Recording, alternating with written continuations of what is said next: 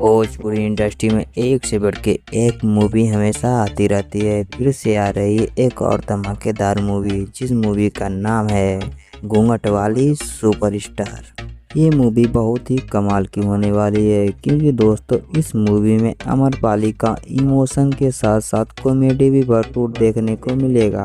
Video में आगे बढ़ने से पहले आप लोग को बता दूं, अगर आप ये मूवी देखना चाहते हैं तो वीडियो पर लास्ट तक बने रहिएगा। अगर हमारे चैनल पर नए हैं तो वीडियो को लाइक करके चैनल को सब्सक्राइब जरूर करिएगा, क्योंकि दोस्तों हम ऐसी ही वीडियो आपके लिए लाते रहते हैं। दोस्तों सबसे पहले हम बात कर लेते हैं आखिर इस मूवी में स्टार कास्ट में कौन कौन नजर आने वाले हैं। इस मूवी में स्टार कास्ट में नजर आने वाले हैं आम्रपाली दुबे, राकेश बाबू, संतोष श्रीवास्तव, विद्या सिंह, ज्योति मिश्रा, अरविंद तिवारी और भी अन्य कलाकार नजर आने वाले हैं। अब दोस्तों हम बात कर लेते हैं ये मूवी हमें कहां देखने को मिलेगी। दोस्तों एक बात पहले क्लियर कर देता हूं, अभी इसका ट्रेलर ही आ रहा है। ट्रेलर का टाइम आउट डेट बता दे रहा हूं, 28 मार्च सुबह 9 बजे B4U भोजपुरी चैनल पर आ रही है।